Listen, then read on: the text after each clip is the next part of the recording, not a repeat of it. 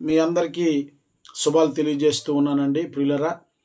ఈ దినం మనం భక్తి ఎంత అవసరం, ఎప్పుడు ప్రారంభమైంది, ఈ భక్తిని మానవుడు ఎందుకు సాధన చేయాలి, భక్తిహీనత అంటే ఏంటో వీటిని మనం కొంచెం ఆలోచన చేద్దాం.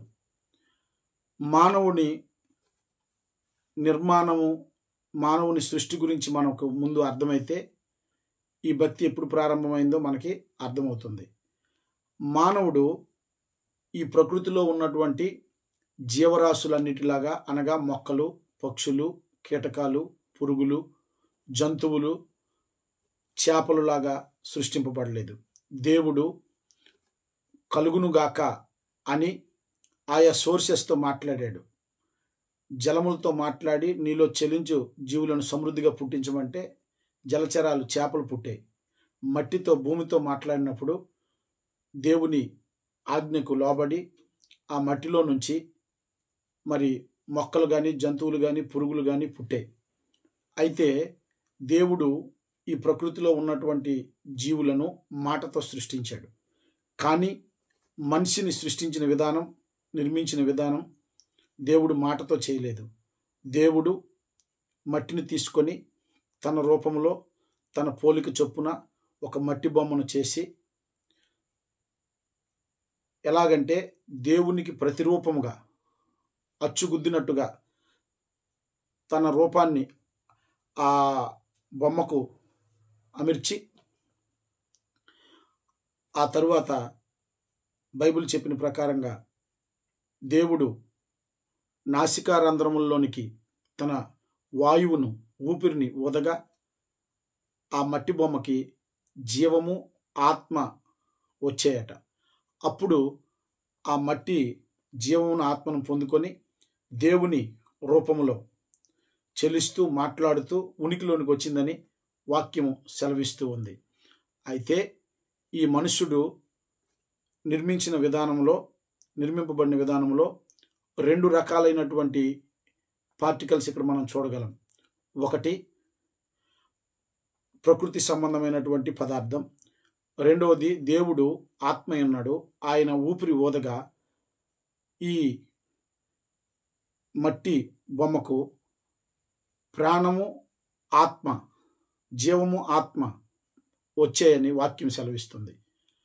అయితే మనుషుడు ప్రకృతి సంబంధమైన పదార్థంతోనూ ఆత్మ సంబంధమైనటువంటి పదార్థం, అనగా దేవుని ఆత్మ మానవునిలో ఉంది. మిగతా జీవులన్నిటికంటే మానవుడు విశిష్టత గలవాడు ఎందుకయ్యాడంటే, ఈ ప్రకృతిలో ఉన్న జీవులు అన్నింటికి శరీరము, అనగా దేహము, ప్రాణం మాత్రమే ఉంటుంది, జీవము, కానీ ఆత్మ ఉండదు.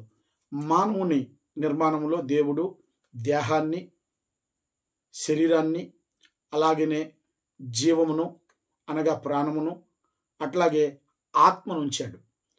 ఈ శరీరానికి, ఆత్మకు రెండు డైమెన్షన్స్తో కూడినటువంటి డిఫరెంట్ యాంగిల్లో పోరాటం చేసి కోరికలు తీర్చుకునేటటువంటి స్వతహాగా బుద్ధులు ఉన్నాయి.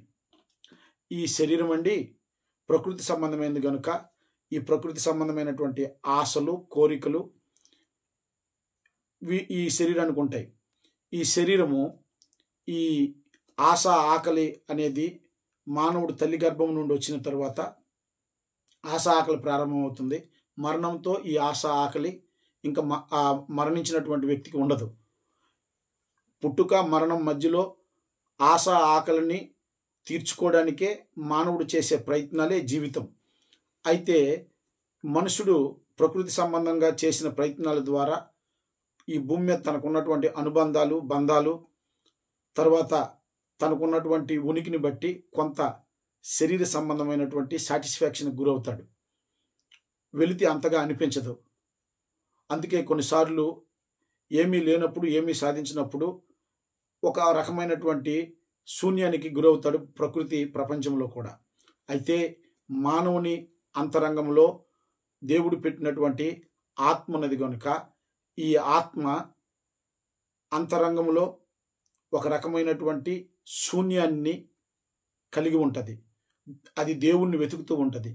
దేవునితో ఈ అంతరంగంలో ఉన్నటువంటి మానవుని అంతరంగంలో ఉన్నటువంటి ఆత్మ పరమాత్మతో ఐక్యం కానంతసేపు మానవుని అంతరంగంలో ఒకలాంటి వ్యాక్యూమ్ శూన్యం ఉంటుంది. దానిని ఆ శూన్యాన్ని అంతరంగంలోని శూన్యాన్ని పూరించగలిగేటటువంటి నింపగలిగేటటువంటి ఏకైక సోర్సు దేవుడు దేవుడు దేవుడు. చూడండి, ఈ మొక్కలను మట్టిలో నుండి తీస్తే చనిపోతాయి. ఆ ప్రయోజనం ఇంకా ఆ మొక్కలు ప్రయోజనం అంతా నాశనం అయిపోతుంది, ఇంకా దేనికి పనికిరాదు. అట్లాగే చేపని నీటిలో నుండి తీస్తే అది కూడా మరణం చెందుతుంది, దాని ప్రయోజనాలు భవిష్యత్ అంతా అక్కడతో ఆగిపోద్ది. అలాగే దేవుణ్ణి మానవుణ్ణి దూరపరిస్తే, మానవుణ్ణి దేవుడి నుండి దూరపరిస్తే ఇంకా మానవుడి మనుగడ చాలా ప్రశ్నార్థకం అయిపోద్ది. కనుక మానవునికి దేవుని అవసరత ఉందని, దేవుడే మానవుని అంతరంగంలో ఉన్నటువంటి ఆ శూన్యమును తీర్చగలడని మానవుని ఆత్మ దేవుణ్ణి అన్వేషణ చేస్తూ ఉంటుంది. ఇక్కడ ఒక మాట ఆలోచన చేద్దాం. మానవుడు ప్రకృతి సంబంధమైనటువంటి తన కోరికలను, ఆశలను, ప్రయత్నాలను ఛేదిస్తున్నప్పుడు మానవునికి ఒకానొక సమయంలో అర్థమవుతుందండి, తన జ్ఞానం వలన, తన శక్తి వలన, తన అనుభవం వలన, తనకున్న వనరులను బట్టి సాధించలేనటువంటి అనేకమైనవి ఆయన వలన అవ్వట్లేదనేది ఒక ప్రశ్న ఏర్పరచబడుతుంది. ఇది నా వలన కాలేదు, నా శక్తి సరిపోవట్లేదు, నా జ్ఞానం సరిపోవట్లేదని. అట్లాగే ఇదే మానవుడు మరలా తాను ప్రయత్నంలోనే కాదు, కొన్ని సమయాలలో భావోద్రేకాలకు గురైనప్పుడు, మరణము, రోగము, ప్రమాదాలు, ప్రతికూల పరిస్థితులు వచ్చినప్పుడు కూడా ఇందులో ఎందుకు ఇలా జరిగిందని ప్రశ్నేసుకున్నప్పుడు మానవునికి దేవుడు ఉన్నాడా, దేవుడు ఉంటే ఎలాగుంటాడు అనే ఆలోచన ఒక వస్తుంది. అట్లాగే ఈ ప్రకృతి సంబంధమైన పరిస్థితుల్లో మానవుడు వెళుతున్న మార్గంలో దేవుని అవసరత, దేవుని ఉనికి అతనికి గోచరమవుతుంటుంది. ఆ దేవుని అవసరత పడుతుంది.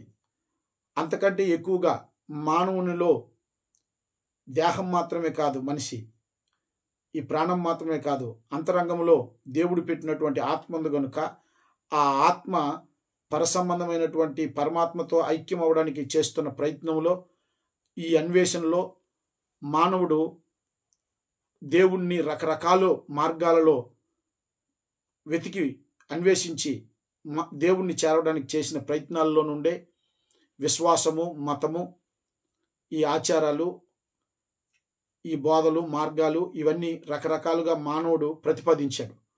ఒక్కొక్క వ్యక్తి ఒక్కొక్క కాలంలో ఒక్కొక్క పరిస్థితుల్లో ఇలాంటి దేవుణ్ణి అన్వేషించిన దాంట్లో నుండే మానవుని మదిలో నుండి మతం వచ్చింది.